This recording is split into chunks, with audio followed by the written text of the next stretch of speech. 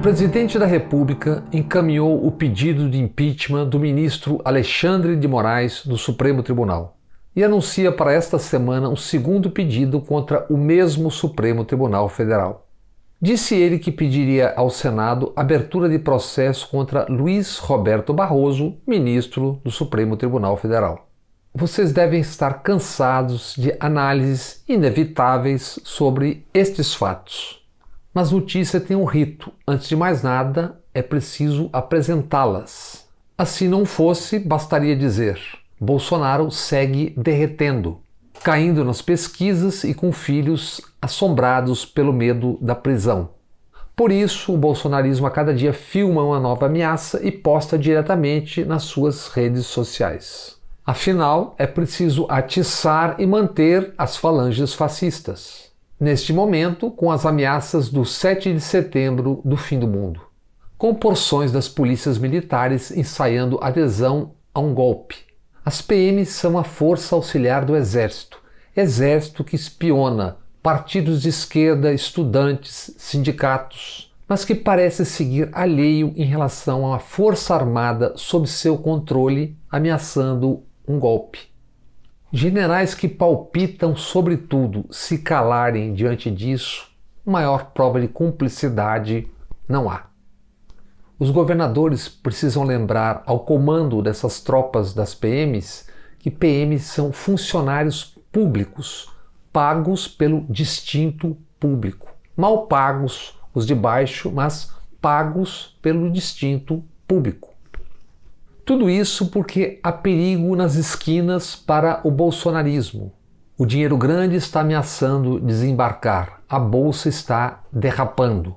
Gasolina a R$ 7,00, gás de cozinha a R$ 100,00, luz 52% mais cara. Quilo da carne a R$ 52,00 e a inflação pulando nas panelas.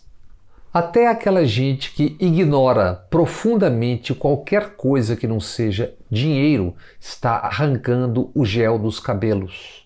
Os Faria Limers, macaqueando Wall Street com seus coletes, com suas barbas agora de direita, estão descobrindo. Não se governa um país apenas com um posto Ipiranga a serviço de um psicopata e de seus generais, coronéis, almirantes, brigadeiros e marechais que são sem nunca terem sido, mas com salários de mais de R$ 100 mil. O que fizeram tais generais para ganhar mais de R$ 100 mil por mês? Terceira via, em busca de outro equívoco, a cada mês inventam um novo candidato. O ex-presidente Fernando Henrique Cardoso decretou: Dória representa o Brasil do futuro. Dória, como vimos em 2018, é um homem de visão, um estadista, enxerga longe. Talvez por isso ele tenha criado em 2018 o movimento Bolso Dória. Certamente aquilo era uma arguta senha. Primeiro o bolso, depois o Dória. E a propósito, Dória acaba de emprestar a Avenida Paulista para as falanges fascistas no 7 de setembro. Porque as falanges fascistas pediram antes, diz Dória. O governador parece ter problemas para enquadrar a sua PM, que não está isolada das demais e ameaça com algo parecido como um motim no 7 de setembro do fim do mundo. A ver se isso não se alastrará, como já estamos dizendo já há anos. As guardas pretorianas estão saindo do controle dos governadores, que agora, enfim, estão conversando sobre as ameaças deste levante policial. No Supremo Tribunal, um inquérito investiga Bolsonaro pela prática de 11 crimes.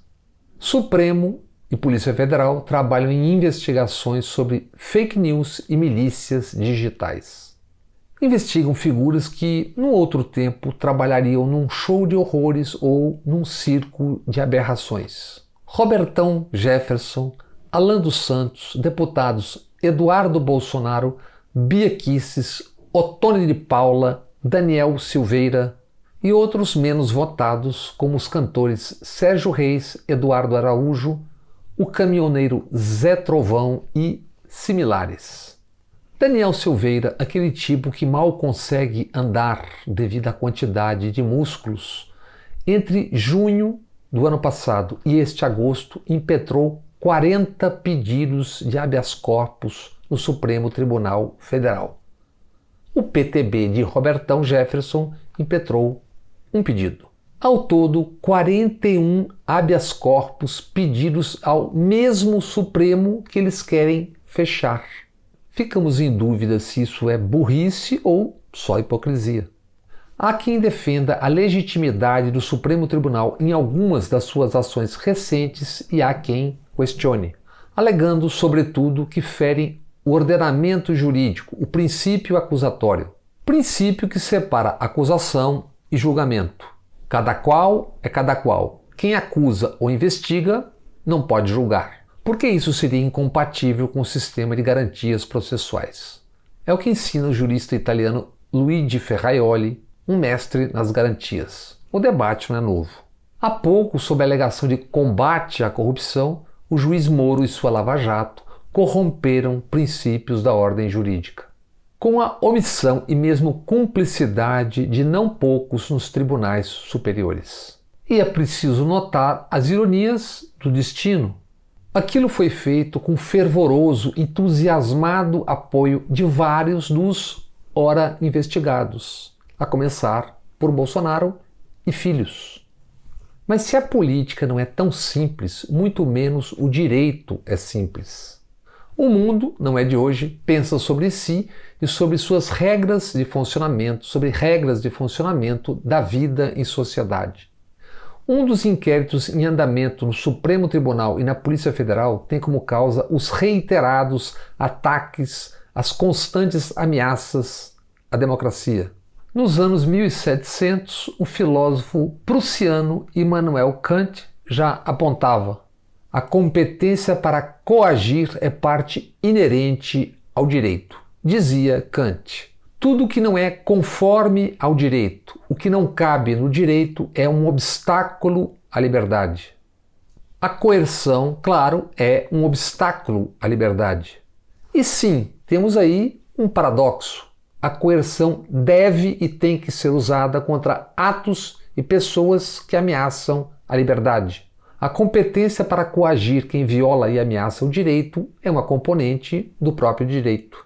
Então, como isso não valeria diante dos que solarmente buscam ferir essa concertação, mesmo frágil, a que chamamos democracia? Suponhamos que não valesse a competência do direito para coagir e assim preservar a liberdade. A qual justiça recorreriam tipos como Ottone de Paula, Bia Kicis, Robertão Jefferson? Tipos que atacam e ameaçam ministros do Supremo Tribunal e pretendem destruir a frágil ordem democrática. Pergunte-se a eles e elas, a qual justiça recorreriam se não houvesse democracia? Eles e elas já deram e seguem dando a resposta. Recorreriam às armas. Às suas armas e às da PM e etc., segundo vários deles e delas e segundo o próprio presidente da República. Pergunte-se novamente, antes de ir à CPI da Covid, a quem recorreram pedido habeas corpus tantos dos que atacam o Supremo Tribunal? Recorreram ao mesmo e próprio Supremo Tribunal Federal que atacam. Se isso não é burrice, hipocrisia e cinismo, é tudo junto e misturado. Agamben é um filósofo italiano do hoje, destes dias. Ele recorda: há muitos séculos, na Roma republicana, um dispositivo protegia a ordem jurídica. Quando a República estava em perigo, o Senado romano podia lançar mão do decreto de situação de emergência. Com isso, se proclamava aportuguesando o termo, justitium, expressão decorrente do latim clássico justitium. A medida excepcional permitia a Roma defender sua república, usando para tanto recursos que extrapolavam a ordem vigente. Uso de medidas que estavam fora do direito estabelecido para proteger o direito estabelecido. Walter Benjamin foi múltiplo pensador e formulador alemão ligado à chamada Escola de Frankfurt. Segundo ele, também filósofo, o direito é sustentado por duas espécies de violência: Uma violência é o próprio instituir o direito na sociedade. Outra violência seria o manter, o conservar o exercício do direito numa sociedade. De um lado, o poder constituinte, de outro lado, o poder constituído. A violência do poder constituinte se passa por mais nobre por dar origem ao direito. Dizia Walter Benjamin, o direito estabelecido costuma esquecer, deixar de ter consciência da sua origem e dos seus ideais democráticos. Isso, no Brasil, com uma diferença que nem Walter Benjamin poderia sonhar. Aqui, o direito constituído tantas vezes por meio de grandes acordos. No topo, por concessões da elite e dos militares. Um país tutelado, por isso suas instituições sempre à sombra da iminência de um novo golpe. É o que estamos vivendo em relação à Constituição de 88, que vai sendo deformada em meio à luta política. Com o dinheiro grande atropelando a qualquer custo obstáculos a seus interesses. Com o poder militar quase sempre cúmplice, pressionando inclusive o Supremo Tribunal Federal, por omissão ou por ação. Como há dias repetiu o nanico general da reserva e chefe do Gabinete de Segurança Institucional da Presidência, Augusto Heleno. Assistimos a esse lamentável espetáculo no Brasil do agora. Como assistimos ao longo da Lava Jato e que tais, em nome do fazer cumprir a lei, leis sendo dribladas. Para o impeachment de Dilma se chegou a um primeiro ato da ruptura, emprestando cobertura legal à fome de poder e à falta de visão sobre as inevitáveis consequências, como estas que estamos vivendo. Notórios, conhecidíssimos corruptos promoveram a queda de uma presidente em nome do combate à corrupção. Como aquilo poderia dar certo? Como, com militares sequiosos, saudosos das benesses do poder, avançando e voltando a manejar os cordéis? O que agora vivemos é consequência daquela escalada, daquele grosseiro ataque à rigidez da ordem jurídica vigente. Com o auto-engano de tantos nas mídias, nos quartéis, nas ruas, nos tribunais. Auto-engano, ou pior, o fingir não ver que Bolsonaro era e é um instrumento e um arregimentador do fascismo. Citamos aqui Roma Antiga. Não seria preciso dizer, mas como esse é um tempo de negação de vacinas e de delírios golpistas, diremos: a bizarra tragicomédia bolsonarista nada tem a ver com a Roma republicana e muito menos com um Júlio César. Hoje a história duvida, tem como mera lenda Nero ter ateado fogo em Roma.